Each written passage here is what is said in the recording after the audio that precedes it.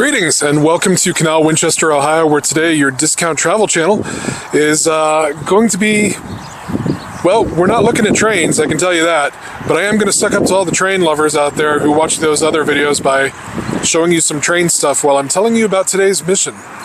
You see, today we're going to the National Barbers Museum and Hall of Fame. Train related? No. But since the Maltese travel industry hasn't decided to give me the first class trip to Malta to film sites there, we're going to be in Canal Winchester today. For those of you playing the home game, Canal Winchester is about 20 minutes outside of Columbus, just to the southeast. And other than this, the Barber Museum, there's not really much to it. It's a nice little community though.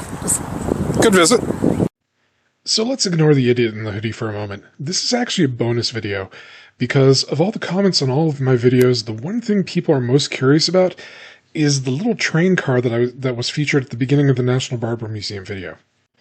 Okay, I swear the sucking up to the train people part in that video was a joke, but I did have a hunch when I was making this video that I could possibly catch some folks' attention, and I did shoot some extra B-roll and for the area and for the exhibit, and yes, that little train car thing, which we'll get to in a few. First, let me give you a little background on what is in this area. This is actually part of an exhibit by the Canal Winchester, Ohio Historical Society as part of the Elevate 1828 project. It includes a restoration of the 1880 O.P. Cheney grain elevator. And no, not that Cheney. Think more like the silent film actor Lon Chaney, who has ties to this area, and not the Dick Cheney, who has ties to war crimes. The O.P. Cheney grain elevator is actually a listed building, having been placed on the National Register of Historic Places in 1988, and is significant for its contributions to the themes of agriculture and architecture, and the importance of grain storage to the region.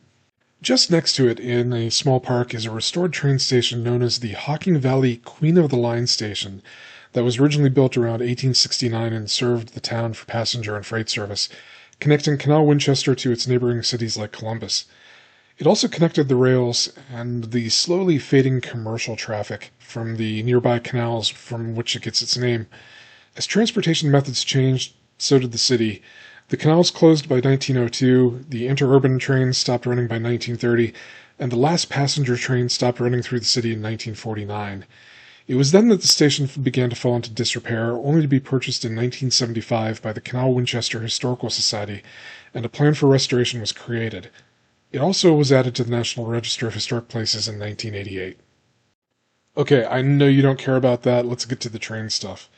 First, there is one train car that is parked next to the grain elevator at the moment.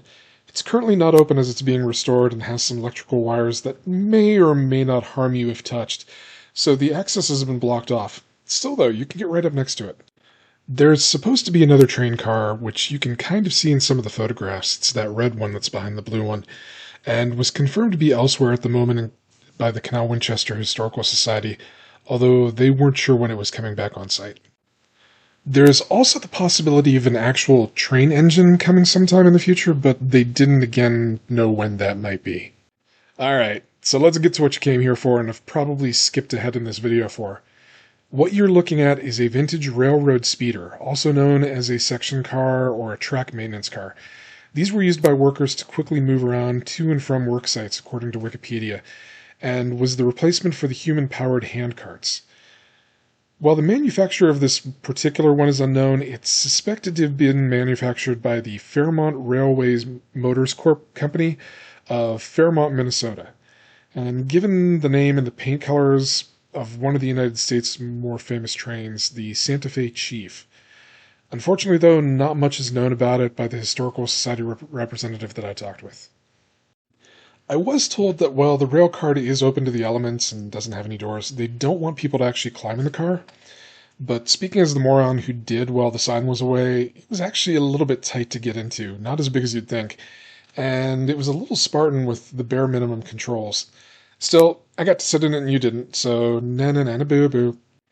If you would like to visit the Santa Fe Chief Railroad Speeder, the O.P. Cheney grain elevator, the caboose, and the Canal Winchester Historic Train Station, you can see it from outside on the corner of West Oak and North High Streets in Canal Winchester. If you'd like to see the inside of the grain elevator or the train station, you might be able to arrange a visit with the Canal Winchester Historical Society. If you liked this video, found it interesting, and want to see more interesting things from Ohio, America, and eventually all over the world, please like, subscribe, and ring the bell to follow this channel and receive updates about future videos. And as always, thank you for watching, and we will see you in the next video.